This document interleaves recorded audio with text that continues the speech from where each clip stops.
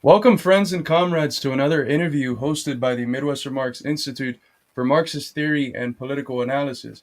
We will be speaking today with Chris Townsend about his recent work on the 1933 Extraordinary Communist Party Conference. Chris was a member and staff member of the Amalgamated Transit Union and the United Electrical Workers Union for a combined 38 years. He continues to work as a union organizer today. So without further ado, we'll get started right after this.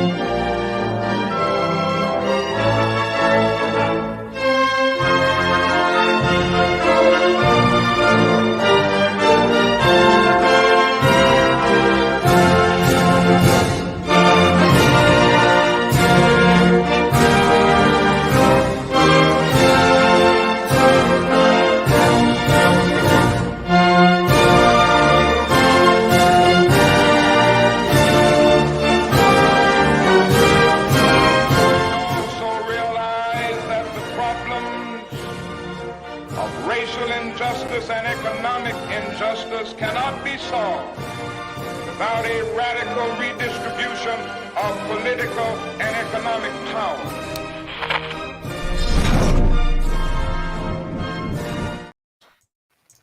Oh man, the international always gets me going. It gets me hyped up. Thank you so much for coming on, Chris. Thank you for being here. Yeah, no problem. Thanks for having me. So I'd like to start the interview somewhat broadly by asking you how'd you get into the labor movement and into union organizing?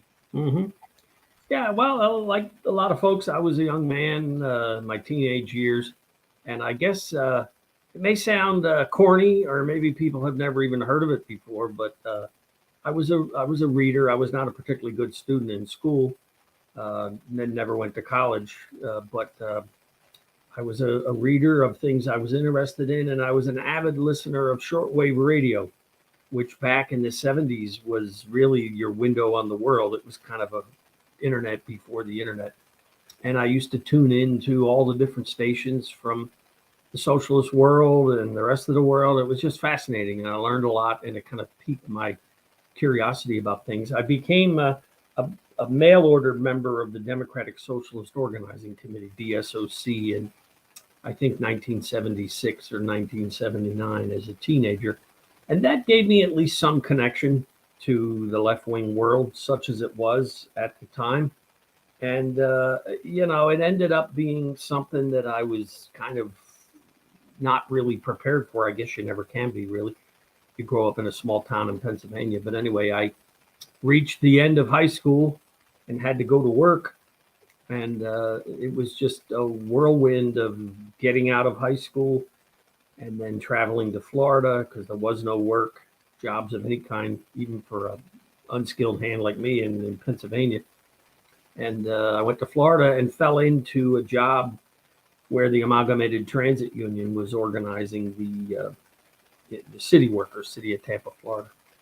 So it turned out that the real mainsprings of the ATU folks who were organizing the city were all members of the Communist Party or very close to it. So I went that route. And that really got me started early, but also in a very disciplined way. I was a candidate member for the party, which doesn't even exist anymore. I don't think. Maybe other groups have it. But, you were given some tests. You were given some assignments, and you were watched, and you were measured, and given things to read. And it was not just walk up and put your $10 down. It was you had to do some things. So I didn't realize at the time how unique that was, or how out of fashion it had gone. But it served me very well ever since. Very good. Yeah, it's definitely not how it is for most organizations today, where people just sign up online, and there isn't much contact or recruitment prior to people formally joining. Yeah, Carlos, maybe the difference is really laid out in that little short experience of mine. I joined DSOC. I think I found out about it through a classified article in the New Republic or something. It was just a mystery, send us a stamped self-addressed envelope. We'll send you information on socialism. And that was literally the only connection I had to DSOC the entire time I was a member, except for the meeting that we may talk about where I found the Foster book. But that was it. And of course, my other political life when I joined the Communist Party, it was very, very involved, and it amounted to something totally different kinds of organizations, of course. But yeah, so it was a good difference to point out. Absolutely. Well, you mentioned something there that's a good segue into the next question, which I heard you in an interview you did recently with our friends over at the Coming from Left Field podcast with Pat Cummings and Greg Goddles. I heard you talk about the influence that William Z. Foster's book, American Trade Unionism, had on your development. Can you tell us a bit about that, and what do you think the importance of studying Foster's legacy for communists and labor militants today in the U.S. is? Yeah, the stumbling upon Foster for me turned out to be a very critical, in hindsight now, long hindsight, 44 years, I guess, hindsight, very key and productive lucky break for me, because I had gone to, just a few days after I got out of high school, I went to a little camp in Pennsylvania where DSOC was having its youth meeting. I believe back then they called it the youth section of the DSOC, or DSOC, people used to refer to it as. And, DSOC had a few thousand members. It was the little band of moderate to some left socialists who had come down with Michael Harrington and some others from the split in the Socialist Party during the Vietnam War. People forget this, but there was a hard right wing of the so-called Socialist Party that split from Harrington, or Harrington split from them, and that old guard supported the Vietnam War and a lot of other things. And they eventually deteriorated into rank reactionaries, and they're gone, thankfully. Most of them are dead, I hope. But Harrington kept alive at least something better than that, and significantly, and had this DSOC. I think it should be noted that he was very modest. He didn't declare himself to have started some new party, some new major, amazing historical organization. No, he started an organizing committee. And that appealed to me because at that time in the 70s, a lot of the left was just really high on preposterous bombast, as far as I was concerned. Here I was a teenager, and I would read some of the literature and, some of the stuff from some of the sects that were sort of fizzling out after the Vietnam era. And it was just not even believable on its face. It was just sort of a caricature of over the top. That was my impression anyway. Some, I think, mostly correct, sometimes not. But in any case, I went to this meeting, and I was only at the meeting, 5 minutes. And I realized I was at a student meeting, and that wasn't my fault. And I thought, well, Jesus, I'm not going to college. I'm going to leave this meeting and try to go to work in Florida. I had already made up my mind to leave and go for Florida. Florida was, I had visited there. I had family there, and I had visited there, I think it was 1977. And I saw some job announcements, help wanted signs. And in that era of really high unemployment, I thought, that's the place for me. So I took off for Florida, but before I took off for Florida, rather, I went to this meeting and discovered that it was a student meeting, mostly 130 people, at least 120 of them were students. Some pretty high caliber schools that I recall, really Ivy League and some major names. And that was great. I mean, these young people were in the prime of their young lives and going to college, and they were smart and had some get up and go, and they were active socialists, at least in the way they thought of it. But then there were 10 of us there who, that wasn't it.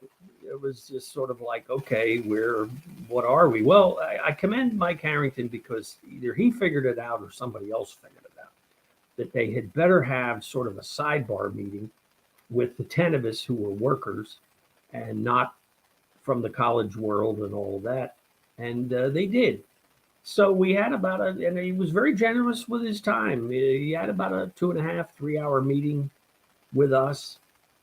I think it was in the evening. And, it was really impressive, because he was really one of the few name brand socialists that were alive at the time that I had ever heard of. So that was nice. I'd read a couple of his books, The Other America, his study of the American poverty debacle, and what else? The Tour of the Democratic Left was a book that would bang around and you could get it. And a very thoughtful guy. So anyway, and I should say, I took a tape recorder to that meeting, which back then was a little bit suspect. The echoes of McCarthyism and all of that were still alive and well. But I thought, damn it, I'm going to the only socialist meeting in my whole life so far. I'm going to take a damn tape recording and record some of the presentations and learn something from them later. So I did. So actually, if anyone wants to hear the keynote address that Harrington gave to that meeting, I have it recorded, and it's a surprisingly good recording, and it's up on YouTube. My young staff at ATU helped me put it into some kind of a YouTube form. So there's no video, but you can listen to it. And if you use the search numbers or the search phrase DSOC Harrington, it comes up. And as I've discovered, I'm not anywhere near DSA or, in terms of politics, but have many dealings with them. But I do feel like it was a piece of historical record, because if anyone is curious about Michael Harrington, I find it really shocking how little of his audio and video work exists. So that little piece has had quite a traffic out there. It was a speech that was actually an interesting speech about how to deal with sectarianism, left sectarianism. Yep, there it is. How to deal with sectarianism on a college campus. Now, this was no environment where I had ever been or was ever going, but a speech that I think has stood the test of time. And in any case, we have this sidebar meeting, and Harrington had a couple of, folks helping him run the meeting. And who was it? Joe Schwartz, who went on to become one of the leaders of DSA. I believe he's been felled by some ill health recently, but Joe was there as a young college activist. B.J. Whittick, who started out with the United Rubber Workers, was kind of a grizzled, somewhere between socialism and social democracy, but a inveterate trade union functionary his whole life. I think he migrated to the auto workers. He was retired at that point. I'm sure he's gone now. And then Roger Robinson, who was quite active in several unions in Michigan at that time. Anyway, during this conversation, these three older, more senior comrades are kind of answering questions. And here we are, the young 10 of us that are workers and not students. So we have this nice discussion. And lo and behold, William Z. Foster's book, American Trade Unionism, gets passed around. And it goes around through all the hands, and it goes through Mike Harrington's hands and comes to me. And the message, the unmistakable message, this is actually Foster's collected works, which, there you go, the international publishers in New York. If you Google it up, international publishers, and William Z. Foster's American Trade Unionism. It's a collected works of him. So anyway, this book was passed around, and it was not there was no confusion in any of our minds. Mike Harrington and especially Roger Robinson were very simply saying, if you're going to leave this meeting and you're going to go to work and you're going to join a union, you're going to play any role in the workplace, or if you happen to be lucky enough to get hired in where it's already union, if you're going to play any role, if you hope to play any serious role in your union, you had better familiarize yourself with William Z. Foster. So anyway, I'm scribbling away and I get the address. I had never heard of William Z. Foster at that point, never read anything that I can recall. Folks have to remember this was the dark ages prior to the internet. So he was a completely new figure to me. I guess I probably had heard of Eugene Debs. That was kind of unavoidable, but Foster was kind of buried. Certainly at a DSOC meeting, you didn't expect to run into Foster, but that left quite an impression on me. And it was just a few weeks later, by the time I landed in Florida, I ordered the book, and it has just always surprised me to pick it up and read about Foster's own work, his leading of the semi-industrial organizing drive in the meatpacking industry up against the meatpacking trusts. Everybody, especially the AFL at that time, said that it was crazy to try because you can't organize these people. They're unskilled. They don't even speak English. What are you going to do here, Foster? But he did it, and he rolled from that to orchestrate what became the Great Steel Strike. Every bit of it undermined and opposed by the conservative elements in the AFL. And it ended up being a failure. But those two gigantic struggles of almost 1 million people between the two of them put Foster on the map in terms of being a labor leader of the left in the 1920s by the time he went through those processes.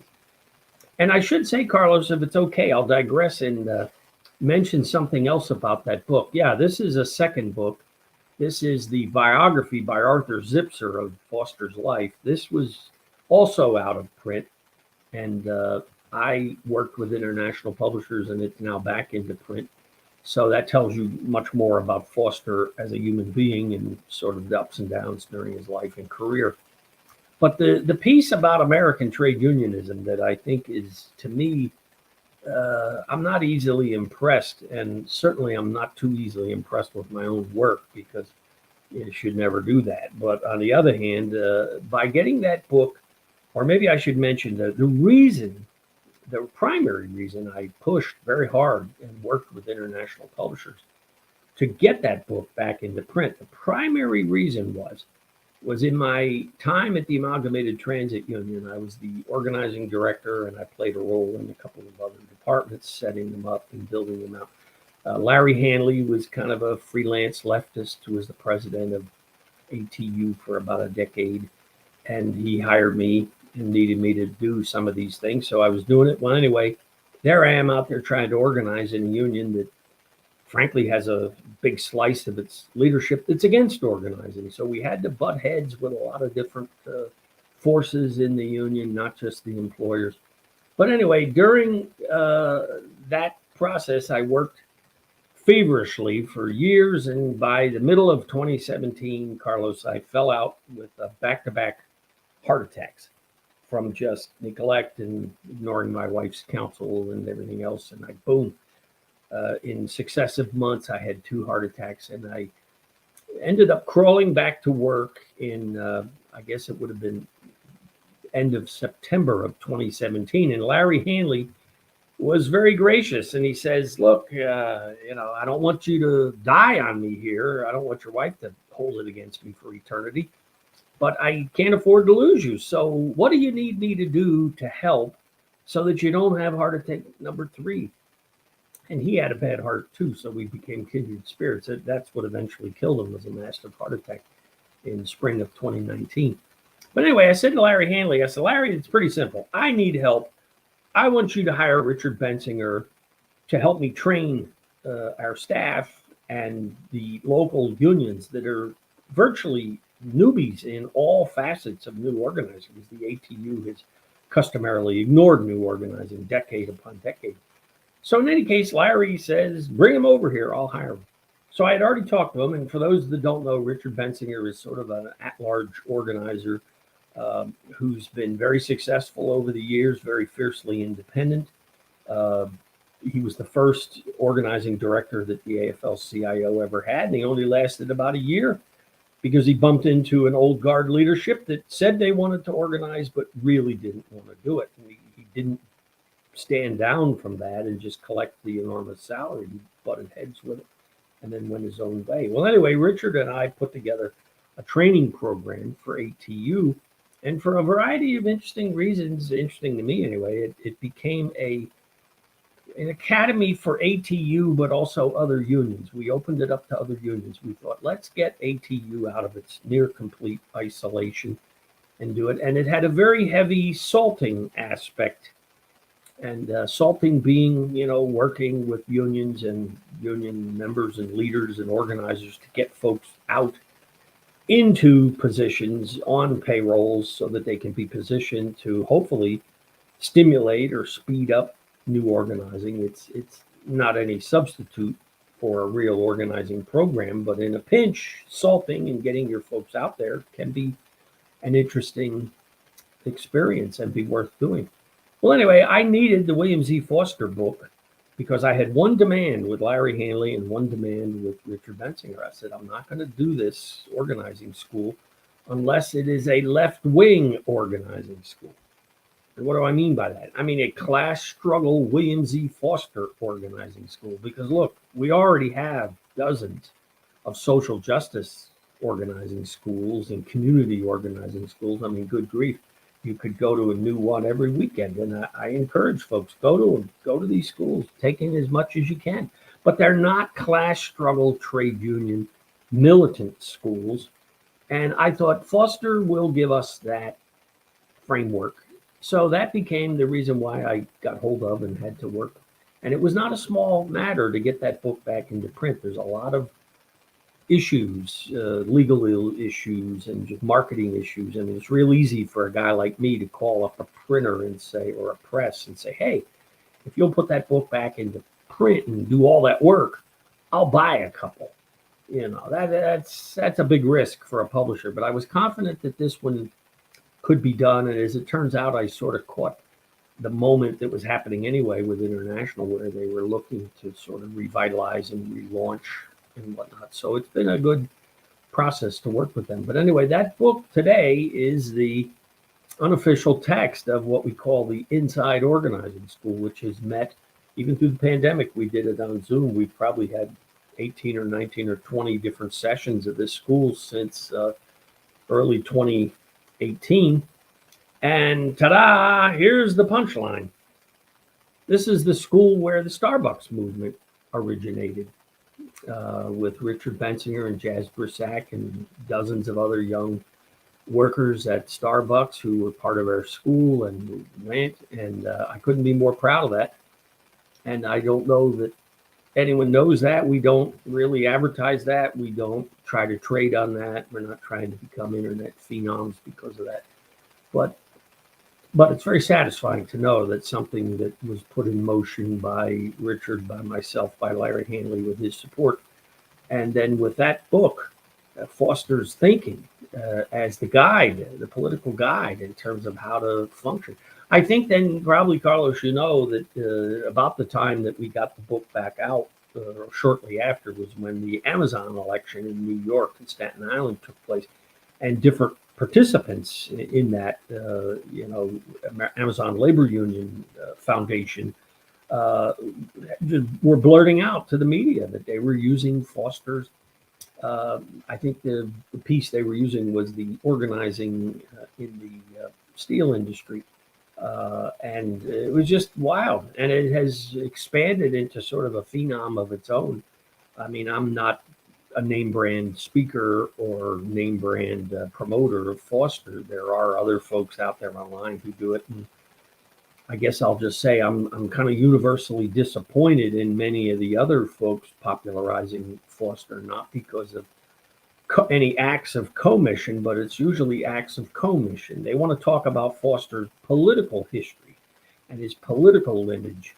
And they, for the most part, ignore or only superficially deal with his trade union roots and his trade union principles and whatnot. So I guess I feel like if I bring anything to the table, being one of today's popularizers of William Z. Foster, it's that I focus exclusively on the trade union aspects of his career. I suppose you can't avoid completely dealing with some of the political pieces, but I guess it's maybe the two put together would give you the full picture of Foster's life. So yeah, that's the odd digression about sort of the book. And I guess it proves the point that there is a big mass audience out there for some of these works that otherwise would have faded into obscurity, or you would have had to glean fragments from the internet sometimes when things get scanned and put up there. But the book is selling very well. It's in the top couple three sellers of international publishers. I know how many I go through at the organizing schools, and it just seems to be going somewhere, and I'll continue to push on it. And now the biography, which you had showed, so that folks have a sense of who he is. So anyway, it's nice to know that the ghost of Foster echoes and bumps around with Starbucks and with Amazon, and even with the other name brand campaigns that people hear about, because it's just, he's a voice of support and a reality. I've had many workers, dozens. It's almost uncanny. The most common comment, Carlos, I get when some worker, I'll see them somewhere and they'll have the book like you were waving it around, and I'll say, well, what was your impression? And the most common impression I get is people will say, you know, it's exactly what I'm dealing with in my union today, or it's exactly what I face today trying to organize my union. So it's a very timeless piece, I think, and I recommend it to all. William Z. Foster's American Trade Unionism and Working Class Giant biography of Foster, both from international publishers. I definitely would as well. It's tremendously important for, I think, building the labor movement today, and Foster in general is such an important figure. He's got not just the stuff that's related to trade union organizing, but also important stuff, historical work on the history of the three internationals, on the history of the Communist Party, on the history of the Black freedom movement and Black struggles in the U.S., on very introductory works to Marxism. We're currently in our 10-week course on the basics of Marxism that's being run by one of our institute directors, who's a carpenter, Noah Krashevic. He started it off with one of the sections from History of the Three Internationals. So Foster is indeed timeless and I think very important for our era. But I want to switch now to the sort of central essay that I think will ground the rest of the conversation, which is on an article you published earlier this month called "Recalling the 1933 Extraordinary Communist Party Conference." And you published it at Marxism-Leninism Today. Shout out to our comrades from over there, Greg Gottles and a few others. Before digging into the details of the conference, can you sort of set the context for it? It's dead smack in the middle of the Great Depression. What are people's conditions like? How is the labor movement doing after having been founded for almost a decade and a half? How is the Communist Party doing? What was its standing, and what was the leadership that existed at the time? Yeah, the Extraordinary Conference of the Communist Party, July of 1933. I guess I first became aware of it when I was a member of the Communist Party in Florida, and I ran into an old timer, he's long gone, Joe Norrick, Norrick. Joe had been a coal miner in southern Indiana and became one of the militants in the National Miners Union. That was the Communist Party-led TUUL union. Him and his whole crew had been cast out of the United Mine Workers by the Lewis machine at that time, and they were part of the NMU and a tremendous battling union. He went on to become migrated up to Gary, Indiana, and became a founder of the Steelworkers Union up there at the U.S. Steel Gary Works until he was hounded out of the industry during the McCarthy period. But anyway, Joe Norrick had gone and had attended the Extraordinary Conference as a young worker. And in any case, that he just kind of left in my mind that there had been this important meeting in 1933 that was what redirected the forces of the organization and the left trade unions that were allied to it, redirected them to buckle down and really deal more seriously with trade union issues, with new organizing, with workplace rooted issues. So Joe Norwich, I always remember that. Now, as I'd mentioned before, there was no internet back then, so you would only hear scant mention of this. I saw in your introduction, Carlos, the among the many leaders there, Henry Winston. Henry had attended that school as a young black worker, and I believe he was probably at that point one of the leaders of the YCL. And in any case, I don't recall Henry Winston ever talking about it, but I didn't know enough to ask him about it. Because again, this was sort of history that was there, but I don't know where or how anyone would have researched it. I guess I heard about it again on one of my trips to the Soviet Union as part of a program I was with there. Again, it kind of reminded me that this had happened. And I guess, to be honest, I didn't really have a full grasp on what it was and how it came about until the last decade, because the internet allows for that. And it adds up to me, and the more that I research it and look through it, it's a very key period. So as to your question about what was the historical context of it, folks probably know the Communist Party came together after World War I, 1919, 20, 21. The left of the labor movement and the communist movement, the incipient communist movement, and even the remaining left socialist movements had been completely wrecked and repressed by state repression. Thousands of people jailed, tens of thousands deported. It was a miraculous thing that anything came through that meat grinder. And the bedraggled tribe that emerged at the end of not only the government repression and the employer repression, but then the internal factional battles that took place. One can only imagine. All of us on the left seem to be inclined toward the occasional factional bents. Well, anyway, the Communist Party was ridden with factions.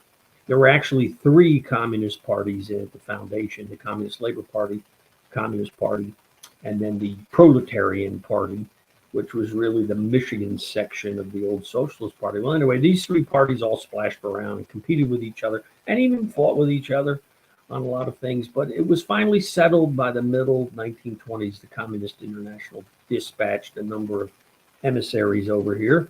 They had some authority to do that. They had some standing, and they put an end. It was a period of very difficult period for the party in the 1920s until this constant factional competition and collision was really cured at the end of the 1920s. The real last major factional battle was the defeat of J. Lovestone. And the Lovestonites, they were the folks that went on to become bitter right-wing anti-communists. They were the foundation of all the right-wing foreign policy of the AFL and then the AFL-CIO. But in any case, the 20s were also the Roaring Twenties. It was a boom time, comparatively so, and the party floundered. It did manage to do some amazing things. It founded its newspaper, the Daily Worker, in 1924, and it spread out, and it was doing a number of good things, and God bless them, right? But it wasn't growing, and it wasn't growing at the rate that it needed to grow, and it was isolated in many cases geographically. It still was far too dependent on immigrant, what they used to call the foreign language sections of immigrant members, not truly born in the USA members. So anyway, by 1929, boom, the Great Depression falls on us. The whole system gives out. And it was a shock to everybody, except for the communists who had seen this coming, knowing that this boom and bust cycle was the nature of capitalism. And the first few years of the Great Depression for the Communist Party were just as difficult for them as everybody else. And the party was not growing by leaps and bounds. It was growing, and it was able to relate to all the activity that was going on. 1930, 31, 32, the election of Roosevelt in 1932, which was a cataclysmic event. The complete repudiation of Hoover and Hooverism, typical Republican policies at that time of ignoring the suffering of tens of millions of people and just promising that it would somehow come back to life.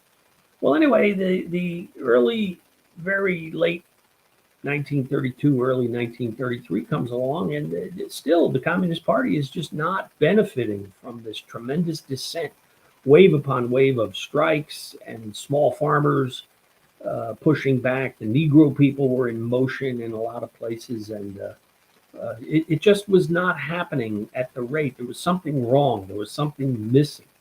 And as the story goes, this was also sort of an intervention of sorts by the Communist International, which some on the left or the right would make these interventions out to be something sinister. It wasn't at all. This was what the job of the movement was to do, was to constantly adjust and experiment and see, look, we're in this to fight and grow and hopefully win power somehow. So we're not going to sit on our hands here and let months and years go by, and decades presumably, waiting for accident to take us to the right formula.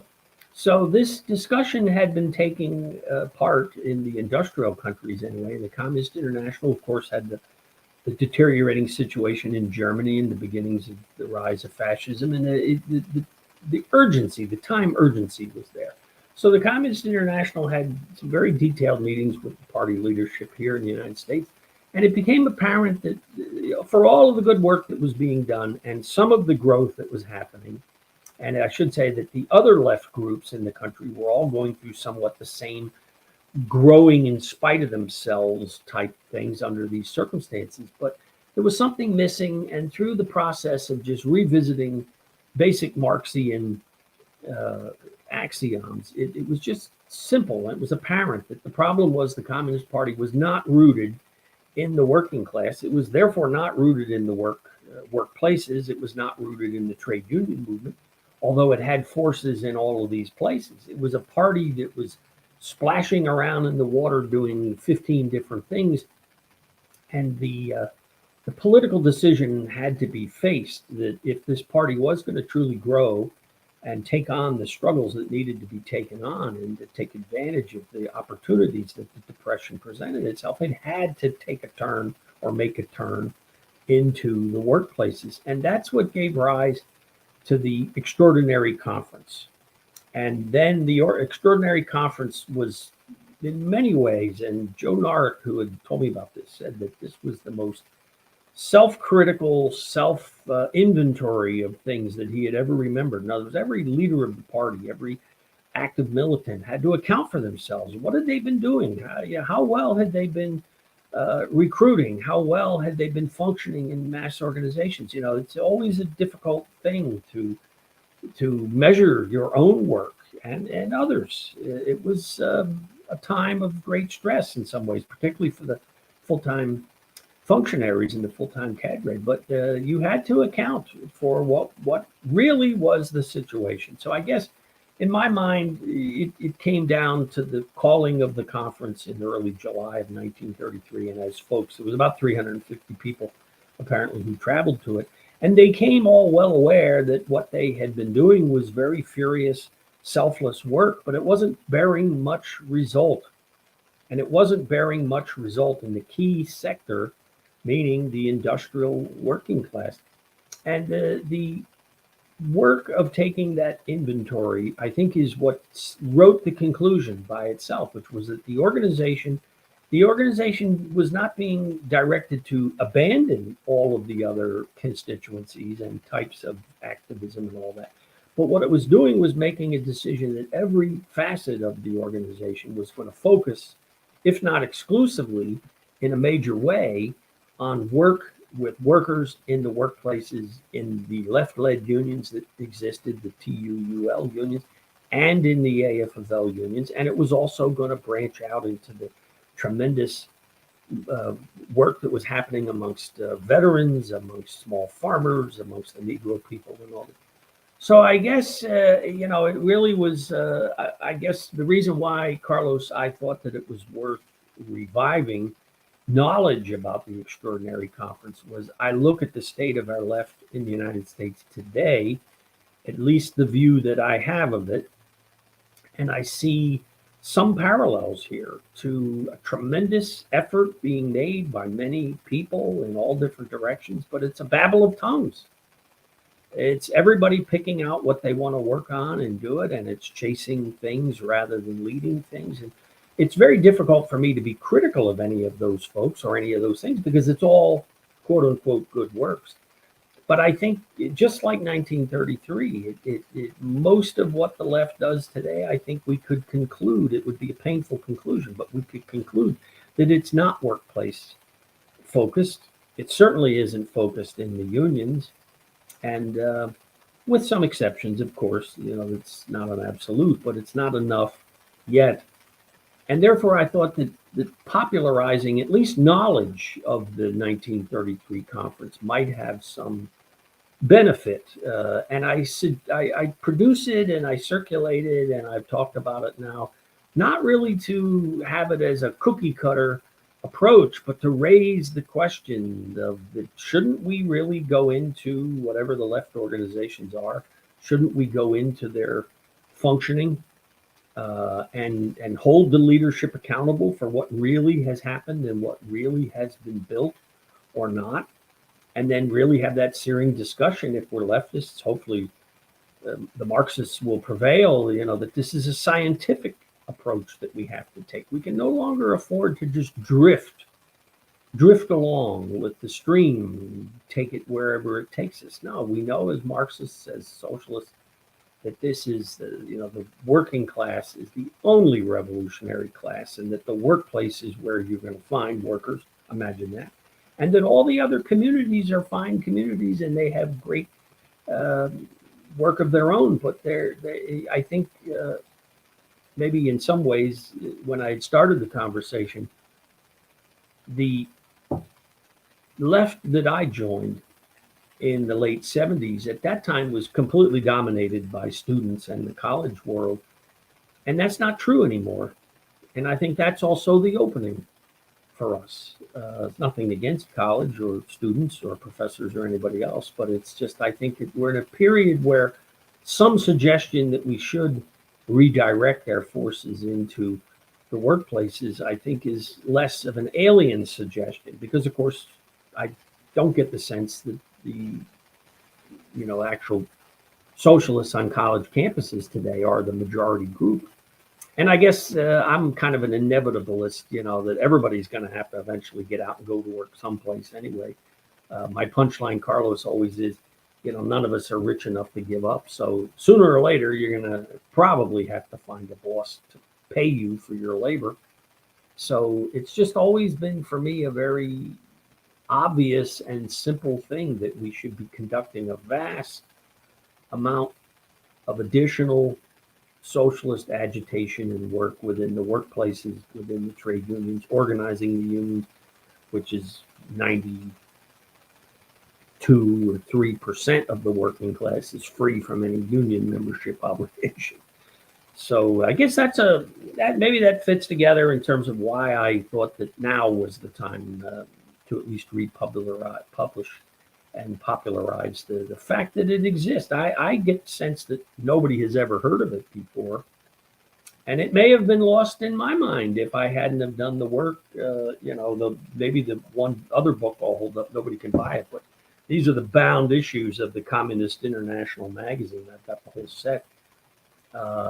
And they dealt with it because this was going on in other industrial countries, and they deal with it here. And it's very, very matter of fact that the party had to get off its butt and measure and be honest with itself, and then redirect and actually do the things that it was saying.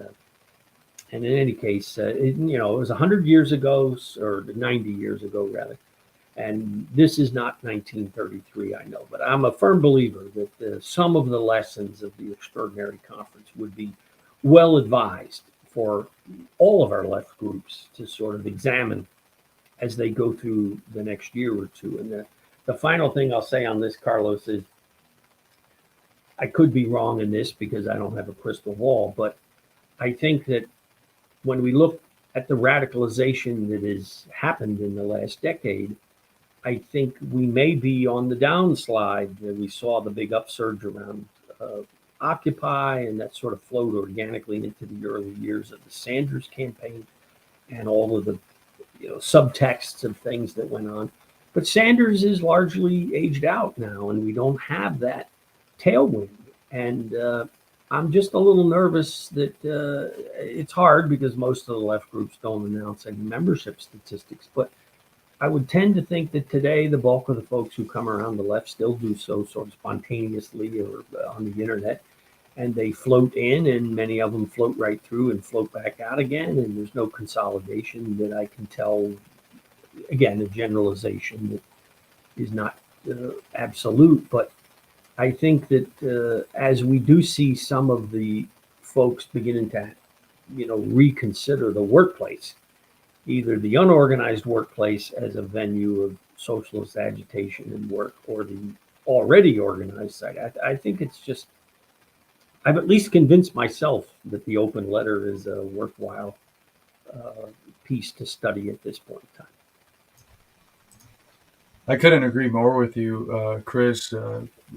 We actually, our founding of the Institute, one of the central reasons why we ended up founding it was because we saw this sort of split. We had been organizing for some years, and we asked ourselves the question that if there's if the left, the socialist left, and the working class are not one, then the question that I think arises from that is, well, what's the class composition of the socialist left and of socialist organizations? And we saw that it was primarily rooted in the same elements, which same class positions, which you mentioned that the new left of the 70s and stuff was rooted in students, middle class elements.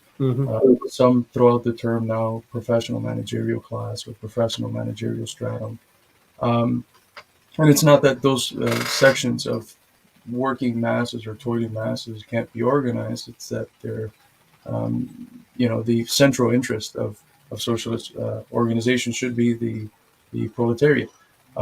So I couldn't agree more with you on that assessment than on the homologies between 1933 and today. And you used a phrase there, which was you brought up pain, and it's I can't imagine it not being a painful process of reflection that went on in that 1933 conference, because it's not like the party wasn't doing good work. Like, they were doing tremendous work in the South, organizing against Jim Crow, against lynching, organizing workers, black and white workers, in very difficult conditions. Of course, you have the Scottsboro Boys case, which is very popular, but there was a bunch of other organizing, and the trade union Unity League was also developing quite well. And but then you have the 1932 election, and the party, just barely breaks over 100,000 votes. And I had done massive demonstrations in the years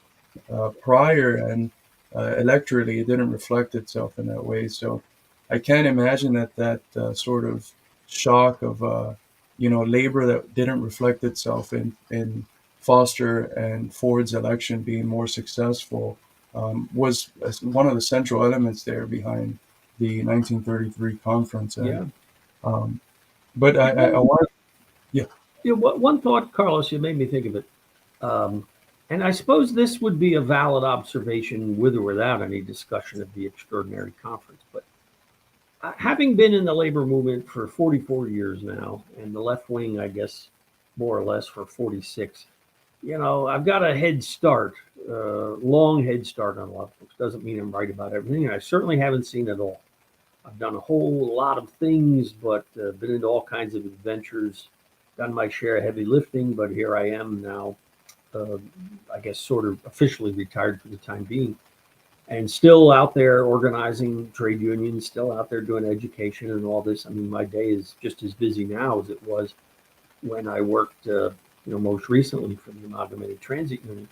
But what I wanted to point out was, and this is something that I'm not sure how this got lost, and I guess I learned this because of my 25 years in UE, the United Electrical Workers.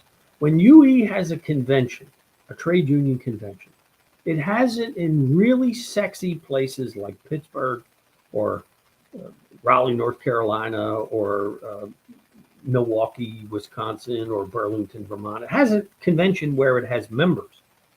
And people come in and they actually do the business of the union and they actually thrash out what they're facing.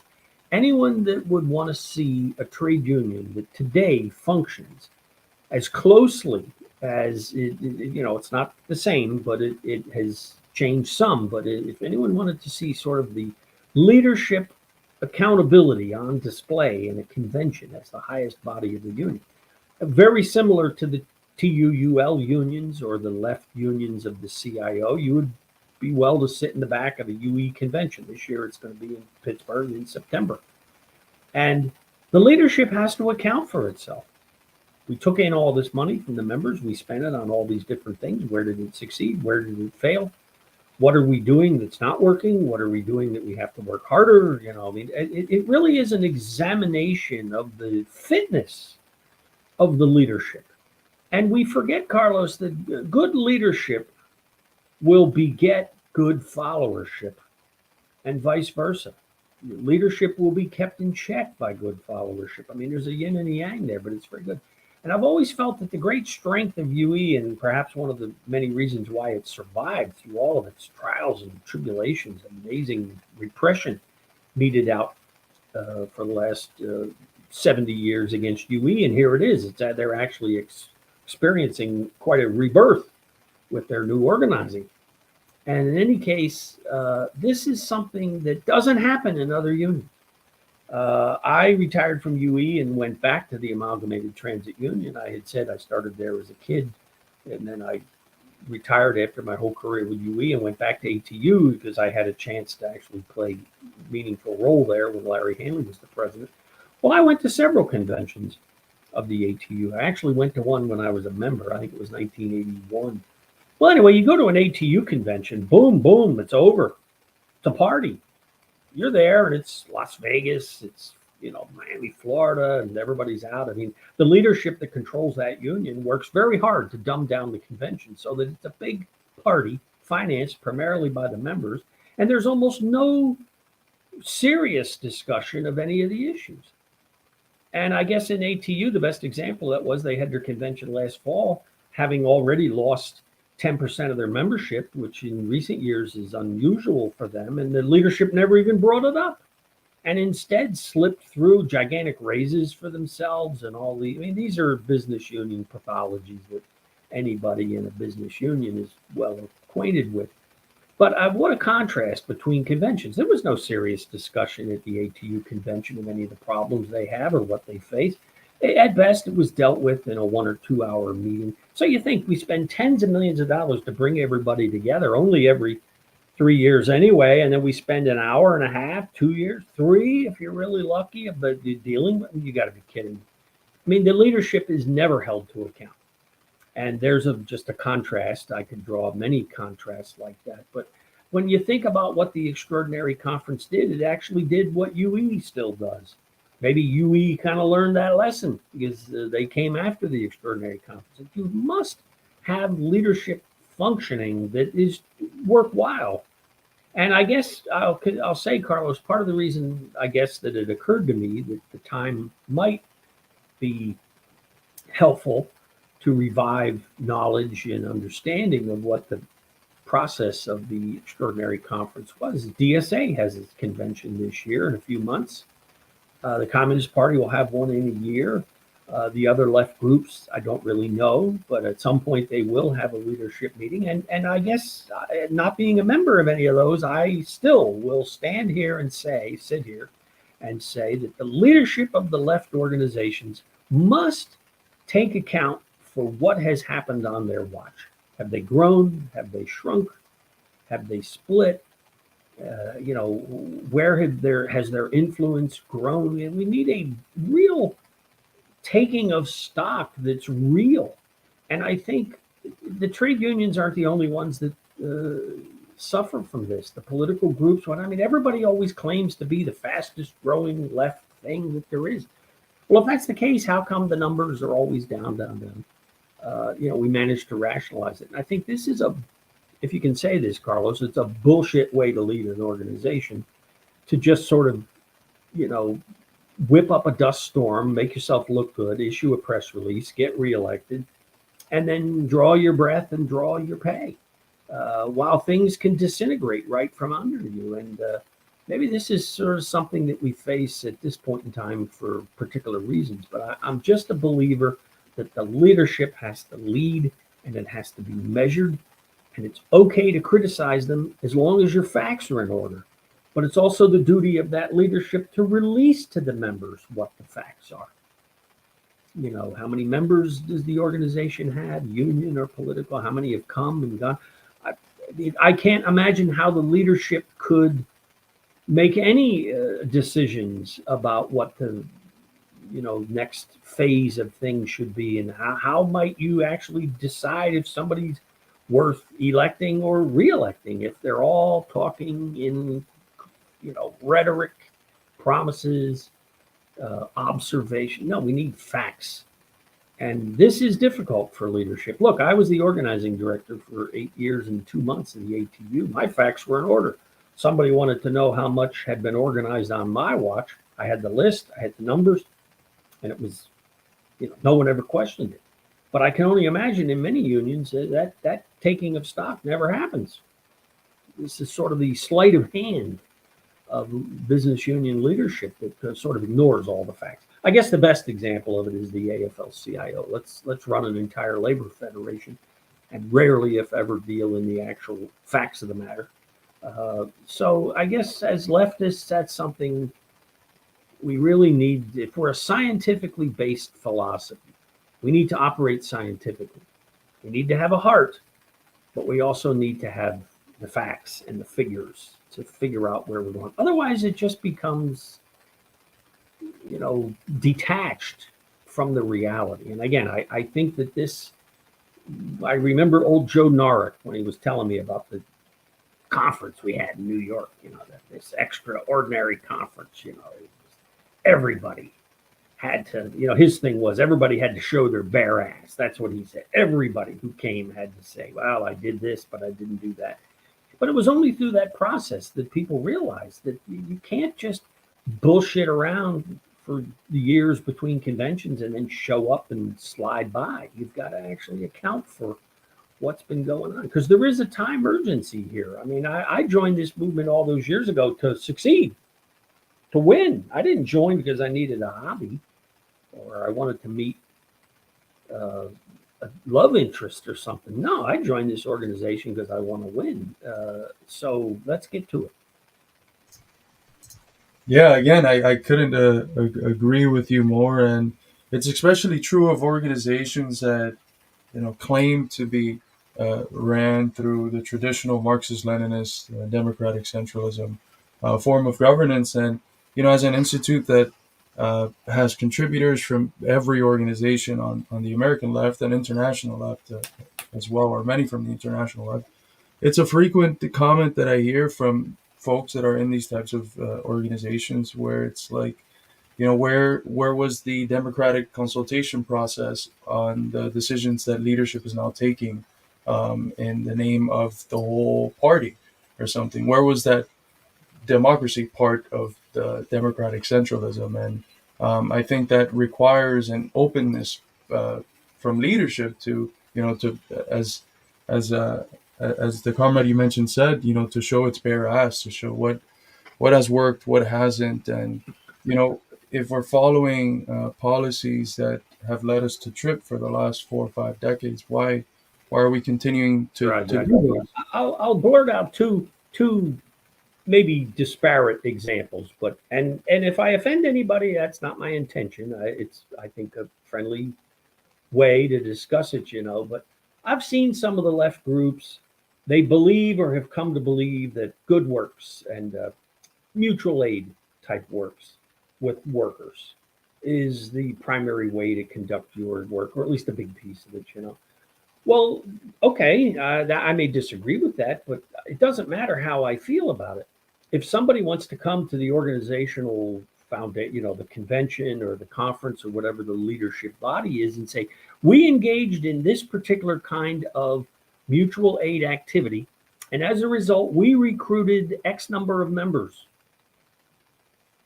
Well, you're never going to hear that speech, Carlos. You're never going to hear it. What you're going to have is you're going to have people. This is liberal confusion that this is something we should do. And I guess I would be much more interested in these kinds of activities if we could tangibly measure that this was not only good activity politically, but it was helping to build the organization.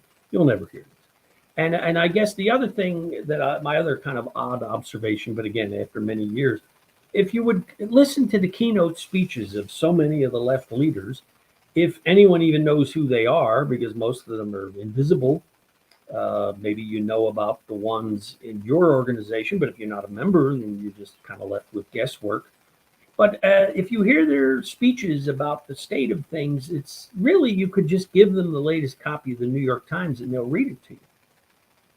And they're going to talk about the war in Ukraine and the recession and Joe Biden out for COVID, fascism, Trump, and all this. None of this has to do with what is the actual state of the organization. In other words, is the organization, I mean, okay, you can, all these things going on, all these factors are incredibly important to us, yes. But is the organization actually functioning in such a way that it is building itself and building out its influence and positioning itself to possibly even someday compete for power within a trade union, at the local level, maybe later down the road. Those conversations never happen. So I guess I get dismissive because I think, look, I can buy the New York Times and read it myself. I don't need to have somebody read it to me and then kick it back to me that that's the reason why I should reelect them to head my left group or my trade union. I knew that already when I got there. So I guess maybe that's a clumsy way to put it. But I guess I'll just say, only when you go to a UE convention and read the officers' report and listen to the debates, you'll see that, okay, we organized this many people, we spent that much money, we got our ass kicked in these things, we have to adjust. And maybe I'll say, it's not been written up, it's not been documented, maybe it's left to me to do it, but UE only exists today in the modern era. Forget about ancient history, but UE only literally exists in 2023 because it adhered to that model. Now, what do I mean by that? In the late 1980s, new organizing in UE at that time was almost exclusively a manufacturing union, a union made up of manufacturing. That was its core jurisdiction, and that was, the original jurisdiction of UE, United Electrical, Radio, and Machine Workers, the manufacturing part of the country. Well, by the late 80s, 88, 89, 90, 91, new organizing in that sector had virtually ceased. And if my memory is right, I think it was 1990, in my mind, was the lowest ever year for successful UE organizing results. And again, all of the efforts were going into manufacturing. It was about 300 people in the whole country. And yet the union had lost thousands through plant closings. That was kind of the really difficult phase where we were just seeing the wholesale shutdown of entire industries and UE membership, plummeting. And what can you do about it? So one of the things that we had to do through a multi-year process well into the 90s was kind of work out a new approach where we said, we're going to have to organize people who are not manufacturing members. And every single convention, every single district meeting, every single general executive board of the leadership actually had to keep track of that. So that what ended up happening was it became apparent that the union did have a path to survival, but it was not going to be continuing to pour money into new manufacturing organizing or old it just wasn't going to happen.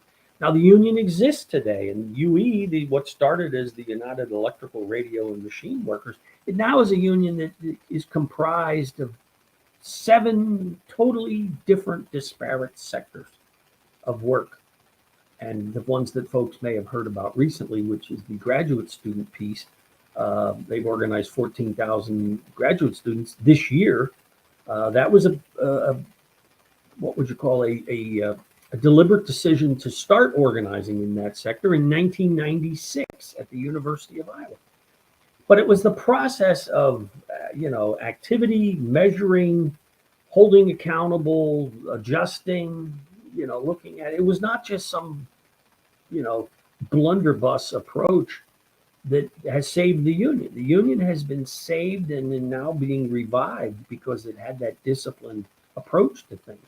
What do other unions do in the United States? Well, folks may know the leadership wiggles around, talks its way out of it, and then they merge with somebody else and have the PR guy write a press release claiming that it's a big success that they've merged, and then you never hear from them again. It's just a liquidation. Newsflash for anybody in a union thinking about merging: you don't merge with somebody bigger than you. You surrender.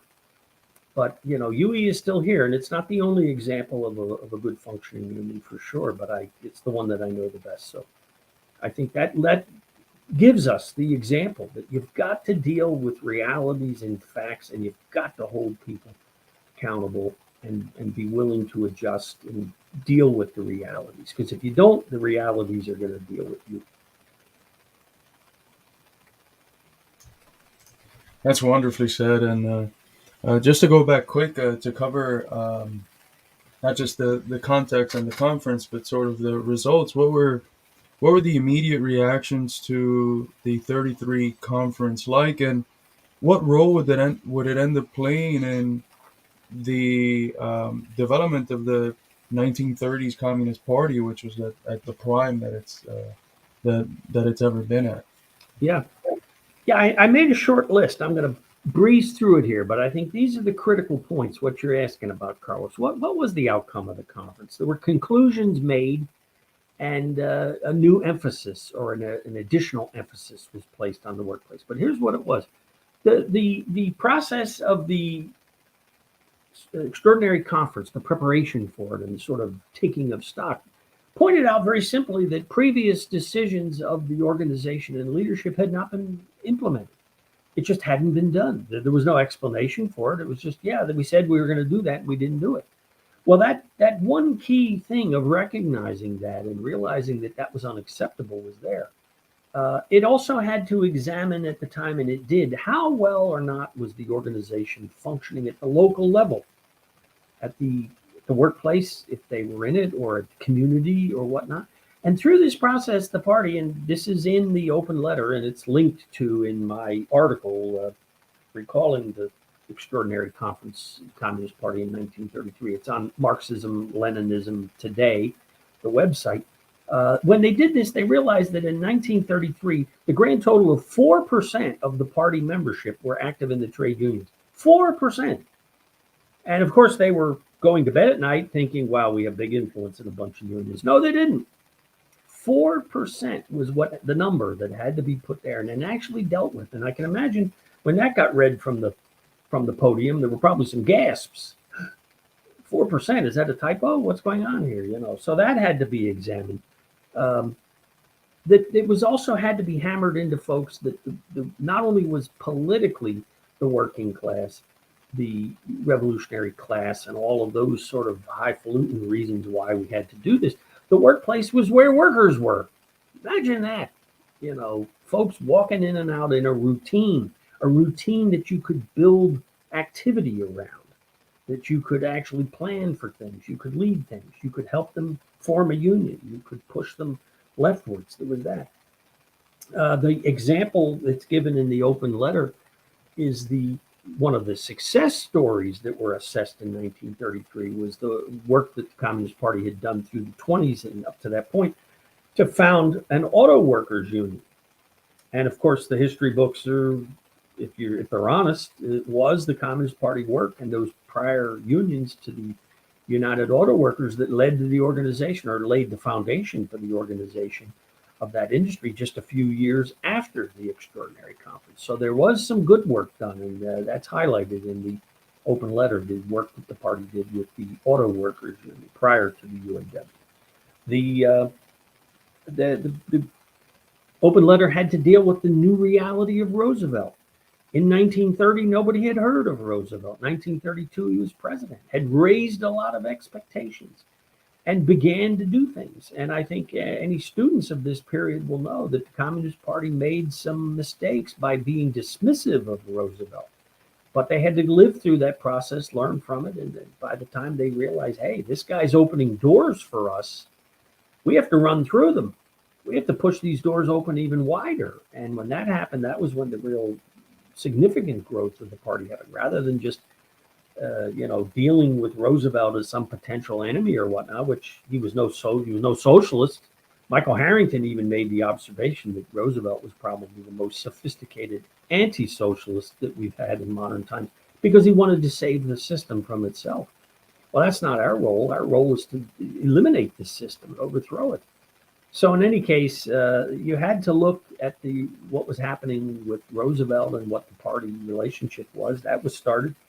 I had already mentioned 100 times in the open letter, there's a constant drumbeat about keeping the leadership accountable by actually being open and honest with each other about the actual numerical strength and how many come, how many go, and all that. That was a key piece, not adhered to really up to that point.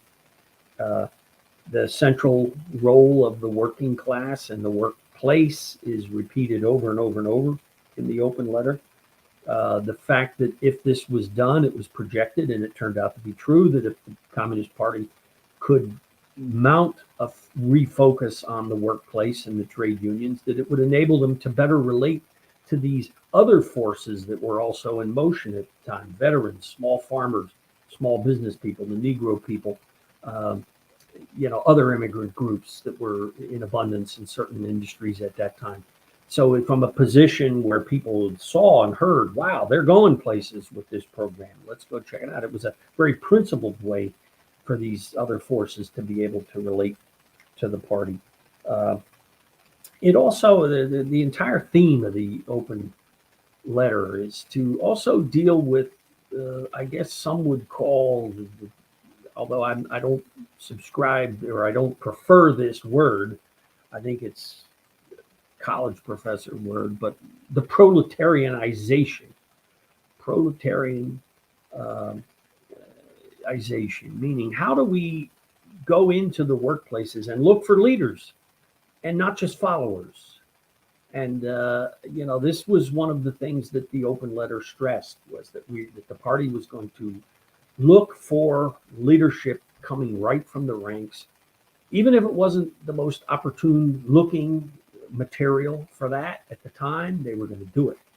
And that maybe in some ways was some of the tremendous success of this. Guys like me, bare minimum high school graduates that would otherwise be dismissed by publications and left groups because I'm not a college professor. I didn't go to college. What am I? I'm supposed to listen and learn from them. But the party said, no, we're going to turn that on its head. And we're going to go in there and we're going to find the raw material, or at least a big piece of the raw material that comes truly from the ranks. Joe Norwich, who I keep mentioning, Joe, my friend who's long gone now, but Joe was one of those proletarian elements that was enabled to come forward by this whole kind of movement, even sub-movement within all of this.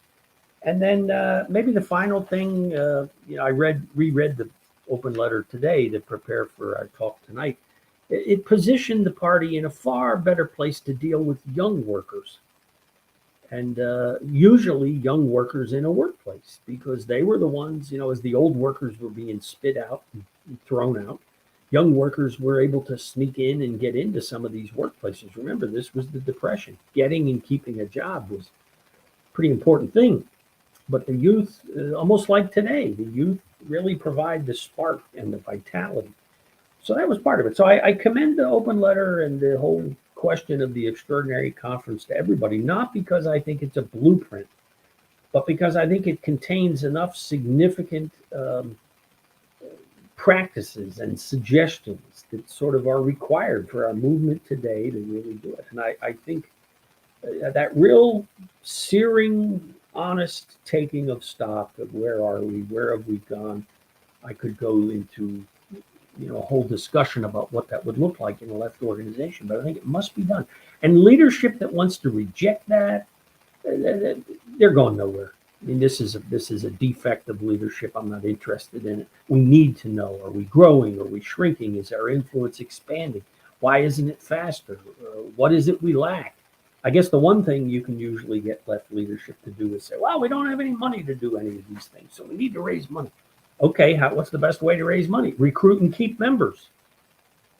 Honestly, So if the leadership is constantly coming to the membership to raise money, but does not want to talk about the fact that only 1 out of 10 recruits stays, I think that's a fair discussion to have. Nobody wants to have it. It's painful. It really opens eyes when that is really looked at in that level of detail. We don't have to have these kinds of discussions in public, and we don't have to have them on the front page. But for an organization to never have them, which is kind of my sense with an awful lot of the left, or have them only in the most truncated ways, it's part of what enables us to just sort of drift, and continue to drift. So That's wonderfully said. So we're about to hit, we're actually at the hour 15 mark, and I wanted to ask, perhaps to sum up, we have a lot of socialist and communist organizations who, within the next year, are going to have their national conventions. What would you tell those listening who are interested in their organizations? Their organizations taking a similar route as what was brought about by the 33 convention. What would you say are sort of the rational kernels of the convention, and the ways that it could and maybe should be applied to left organizations today? yeah, this is a do as I do, not as I say. As an example, I talked earlier about getting playing the key role in getting the William Z. Foster collected works reprinted, American Trade Unionism. I keep track of how many Zooms I do. It's dozens. How many people I've talked to? It's almost 2,000. How many books have been sold? I find out from the publisher.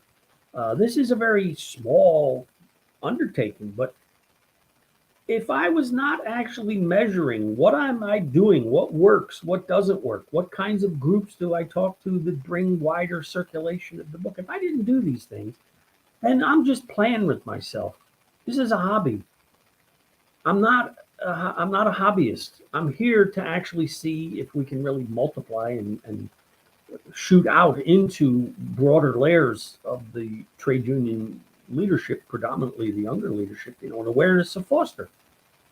And I guess I have to say, I'm also not so full of myself, because there are other folks doing podcasts and shows and whatnot. They have a much greater audience than I do. And they're probably going to continue to have one, because I'm not a name brand guy. This is, I'm not what people look for. I'm the old white guy. People, I tend to think today, would be very dismissive of me. Sadly so on that basis. But on the other hand, all I can do is work harder and learn from it. And I do that. I check, I recheck, I check up, I change, I alter, I move on, because there's a time urgency here.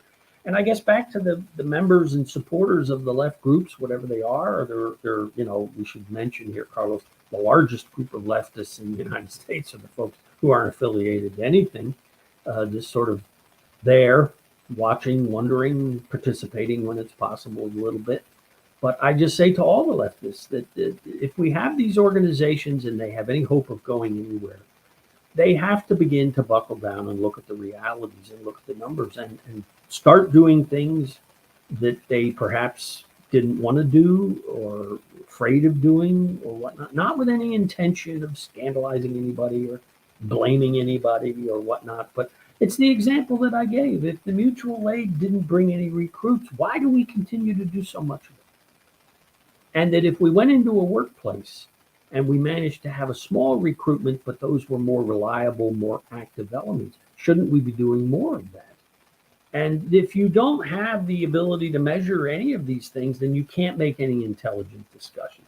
And I think, while I could be wrong, I'll hedge a little bit. I tend to think that the tendency of most of our left organizations is to go through their periodic leadership pieces and come out the other end just resolved to, damn it, keep doing it, keep trying, but nobody can actually specify at the end of it what it is they did that succeeded and what it was they tried to do that didn't succeed. And I guess, I guess my trade union orientation, I have a cliche that I used to say. I would say that if the trade union movement treated new organizing and new member recruitment and organizing. If we treated it the way the left wing did, the trade unions would have passed out of existence decades ago. But the trade unions, even the most grizzled conservative business union, counts its members, keeps track of things, does some minimum things because they know if you don't have it, you're going to run out of members. Of course, we've been through an era of extinctions with unions because where leadership doesn't do that, they end up dwindling and merging, and that's that. But if you have any hope of continuing, you have to subscribe to at least some of these minimum organizational check-ins. And I know I'm generalizing, but I guess I'll put it that way, I'll challenge all of our left organizations to more seriously look at this and to assess whether the primary activities that they've laid out and follow through on, are they building the organization? And I venture to say that most of them are not, because here we are, 10 years into this radicalization. And while the left has more apparent members than it had 10 years ago, this is a country of 350 million people. We're going to have to grow a whole hell of a lot faster and a whole hell of a lot bigger more quickly than this if we have any hope of playing, a serious role and seriously competing for power. So I guess that's a big challenge to drop in front of the left, but it's the challenge that's always faced me in the labor movement. There's an imperative to organize, not only a political imperative, but an organizational imperative. And I think in the trade union groups, it's a lot of politics and very little attention paid to the actual mechanics of recruiting and retaining and whatnot. And if anybody disagrees, I put my email up there. So maybe I'd be glad to find out that there were some places where this is being done differently and better. I hope so. I certainly hope so. But I commend the open letter to all on this and the whole concept of doing that checkup. Wonderful. Thank you so much, Chris. And thank you. Is there anything you'd like to plug before we go? You don't have to go when we finish. If you can, stay a few minutes after so we can check. Oh, okay. The two books. Whoa, hold on. Let me get the other one right. I got them backwards. Here we go. That's what happens when you get old. American Trade Unionism and Working Class Giant, International Publishers. Required reading for any serious trade unionist or activist. Certainly not the only thing you need to read, but if you're not familiar with Foster, his legacy, and being aware of his whole approach to the problems that we face, you're just washing around with tide, and I think folks will have, if they invest in those books, I think they read them, they'll have that same moment that I had when I was a young worker and said, wow, this guy has figured it out.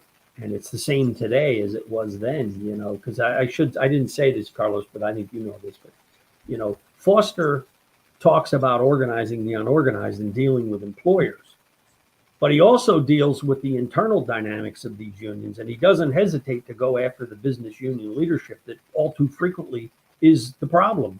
It's in the way. It works against the interests of the members. And I think that is, there's a balance there that Foster really catches the folks. So I commend both of those books to as many folks as possible. And I'm not making a nickel off any of it. In fact, I had to pay out of my own pocket to get them reprinted. But that was my confidence that this thing would take off and happen. So yeah, I appreciate you taking an interest in it and allowing me the floor here to speak about it. I couldn't agree more. And I have linked both of these books to the chat of those watching it live, and if not, you'd be able to find it just by looking at the name of the book, and they're on the International Publishers website. But thank you so much again for coming on, Chris. Thank you to all those who are watching. A reminder that I think we have 10 spots left for our new course in our Marxism school.